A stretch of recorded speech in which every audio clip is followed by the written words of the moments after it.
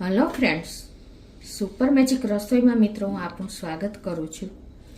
આજે હું સુરતની ફેમસ સ્ટ્રીટ ફૂડ એટલે કે કોલેજિયન ભેળની રેસીપી તમારી સાથે શેર કરું છું, જે આપણે અલગ જ મેથડથી છે.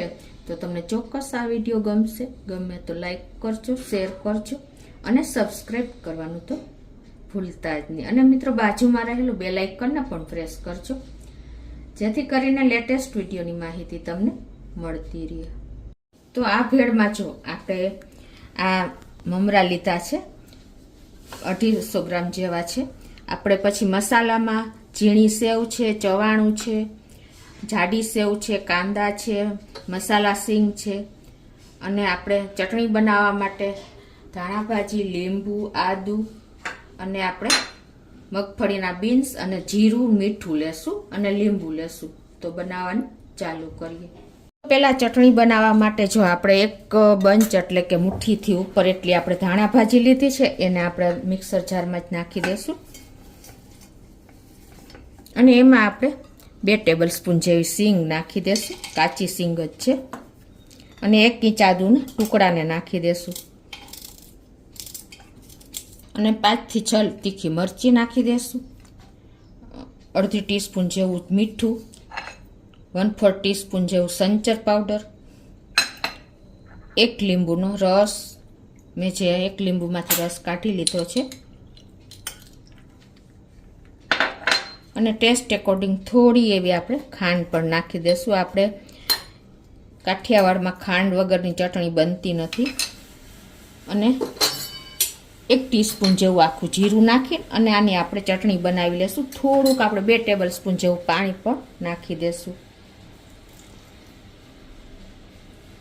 હવે આની આપણે ફાઇન પેસ્ટ કરી લેશું. તો આ રીતે જો આપણે લીલી ચટણી બનાવી લીધી છે એને એક બોલમાં લઈ લેશું. હવે જ્યાં આપણે 2 ટેબલ સ્પૂન જેવી દળેલી ખાંડ નાખી છે, એનું ગળ્યું આપણે પાણી કરવા માટે 2 ટેબલ સ્પૂન જેવું પાણી નાખીને અને એને આપણે મિક્સ કરી લેશું. જાડી ખાંડ હોય ને તો તમારે થોડું ગરમ પાણી નાખવાનું, પણ મેં અત્યારે દળેલી ખાંડ લીધી છે એટલે મીડિયમ પાણી હાલે. તો હવે આ બાજુ આપણે ગેસ ઓન કરી અને જે આપણે મમરા લીધા છે ને એ મમરાને પણ થોડા ક્રન્ચી કરી લઈએ. તો ગેસની ફ્લેમ આપણે મીડિયમ ટુ સ્લો રાખી અને આને આપણે શેકી લેશું થોડા એવા 2 થી 3 મિનિટ. તો આ રીતે જો આપણે એકદમ ક્રન્ચી મમરા થઈ ગયા છે, તમને ખ્યાલ આવી જાય આટલા શેકવાના છે આપણે. હવે ગેસની ફ્લેમ બંધ કરી અને એને આપણે એક બોલમાં નાખી દઈએ.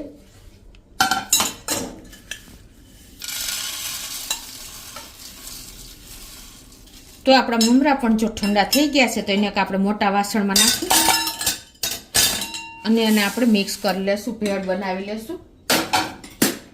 મિત્રો આ કોલેજિયન ભેળ જે સુરતની ફેમસ સ્ટ્રીટ ફૂડ છે ને એ એકદમ ટેસ્ટી બને છે. તો એમાં આપણે જો આ 1 કપ જેવું ચવાણું લીધું છે ને એને નાખી દેશું. મમરા શેકાઈ ગયેલા, ઠંડા થઈ ગયેલા છે એમ જ.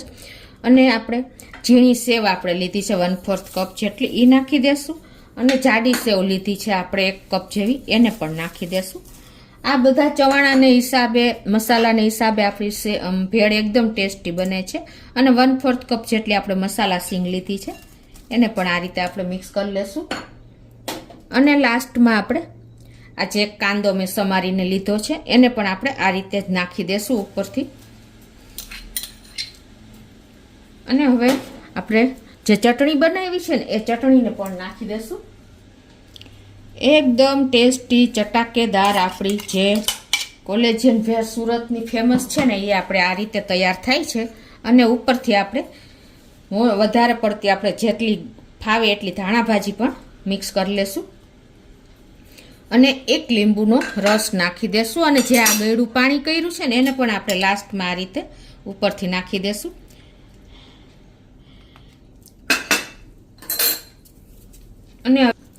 અને જે આ 1 લીંબુનો રસ લીધો છે ને એને પણ આપણે નાખી હવે આને આપણે મિક્સ જ કરી લેશું. મિક્સ એન્ડ મેચ કરીને એકદમ ટેસ્ટી આપણી ચટાકેદાર સુરતની ફેમસ સ્ટ્રીટ ફૂડ ગણાય છે એવી કોલેજિયન ભેળ રેડી થઈ ગઈ છે.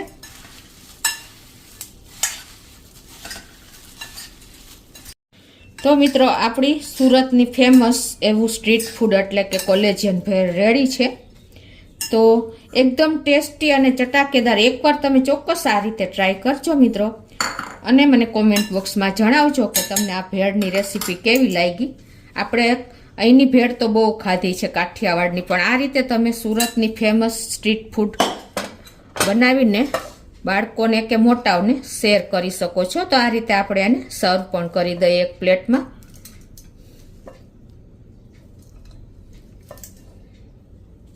તો આપણી ભેળ એકદમ રેડી છે. તો ઉપરથી આપણે પાછી થોડી એવી ધાણા ભાજીને પણ સ્પ્રિંકલ કરી દેશું. તો મિત્રો ચોક્કસ તમને આ ભેળનો વિડીયો ગમે તો લાઈક કરજો, શેર કરજો અને સબસ્ક્રાઈબ કરવાનું તો ભૂલતા જ નહીં.